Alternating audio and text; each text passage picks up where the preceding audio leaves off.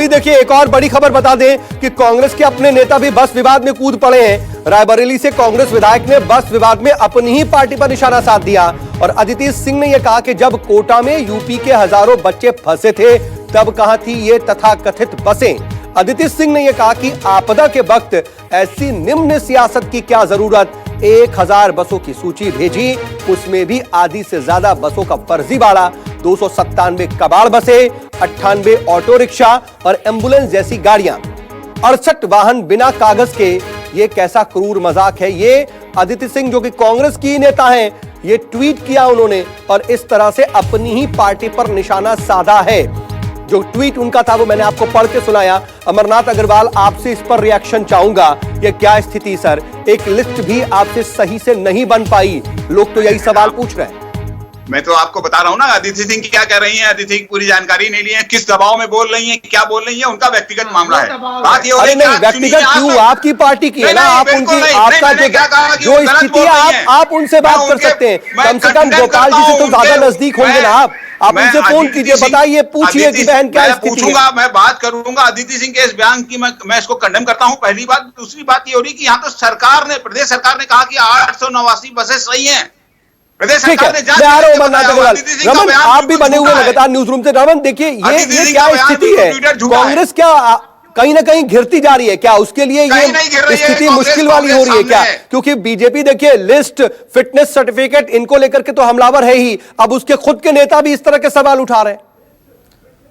देखिए सऊद, अगर सरकार की तरफ से दिनेश शर्मा जो कि डिप्टी सीएम हैं और कल आपने देखा कि सिद्धार्थनाथ सिंह कैबिनेट मिनिस्टर हैं, उन्होंने सवाल उठाया कि जो 1000 से ज़्यादा बसें मुहैया कराई गई हैं, उन बसों का रजिस्ट्रेशन कुछ ऑटो के नाम से है, कुछ 3 व्हीलर के नाम से है, कुछ 407 407 के नाम से है, और बसों में जब तक पूरी तरीके से सर्टिफिकेट सही नहीं माना जाएगा, सही नहीं मिलेगा, तब तक हम लोगों की जान के साथ खिलवाड़ नहीं कर सकते। लेकिन क्या प्रक्रिया, सरकारी प्रक्रिया इसी तरीके से चलती है? अगर उत्तर प्रदेश सरकार की तरफ से प्रियंका गांधी को यह सूचित किया गया कि आप 500 बस नोएडा बॉर्डर पे, 500 बस गाजियाबाद बॉर्डर पे नियुक्त करिए, हैंडओवर करिए डीएम को, उससे पहले ही आगरा बॉर्डर पे सारी बसों को क्यों रोक कर रखा गया है? ये अपने आप में सबसे बड़ा सवाल है कि ऐसी त्रासदी के समय, ऐसी आपदा के समय, जब लगातार तस्वीर सामने आ रही है कि मजदूर अपने परिवारों के साथ धक्के खा रहे हैं, इतनी कड़ी धूप में धक्के खा रहे हैं और सरकार की तरफ से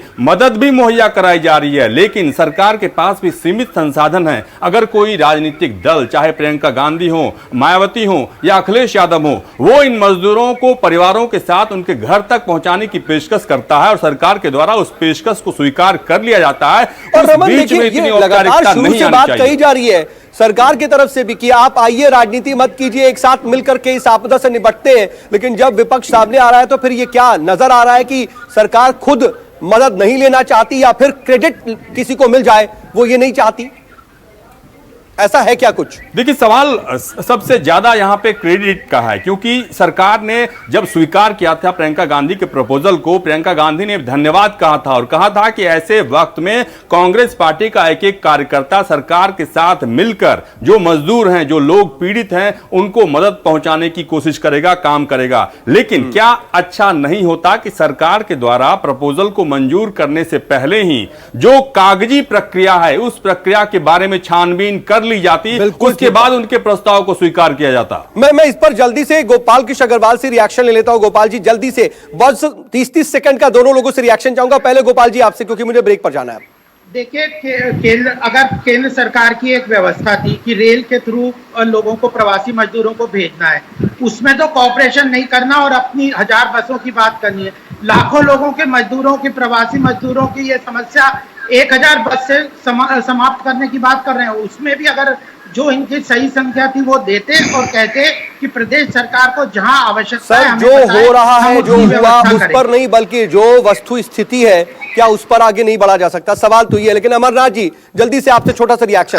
गोपाल जी देखिए, कोई टेंडर नहीं था, कोई ठेका नहीं था। हमने खुद मानवता के आधार पर कहा था 1000 बसें, 900 बसें आपने खुद ही एक्सेप्ट किया है कि सही हैं, आप उनको चलाते हैं। आपने आगरा में उनको क्यों रोक दिया? आपने कहा कि इनको गाजियाबाद भेज दो, आपने पहले लखनऊ क्यों मंगाई? सारी नोटंकी। इसके अलावा वक्त इतना ही है सर, वक्त इतना ही है। बहुत शुक्रिया आप सभी का मेरे साथ जुड़ने के लिए। लेकिन अपने आप में कई तरह के गंभीर सवाल जरूर खड़े हो रहे हैं कि आखिर इस तरह के निम्न स्तर की राजनीति क्यों हो रही है। किसी एक पार्टी की बात नहीं हो रही है, बात दरअसल सियासत के स्वरूप की, उसकी शक्ल सूरत की हो रही है। और सवाल यह भी कि जब कितनी भी बसें हैं, चाहे वो 500 हैं या 1000 हैं या 600, राजस्थान से आगरा पहुंच सकती हैं, तो फिर आगरा से वो आगे भी पहुंच सकती हैं। सरकारें चाहें और फिर पार्टियां चाहें तो विवाद ना हो, उलझाने की बजाय सुलझाने पर जोर देना चाहिए।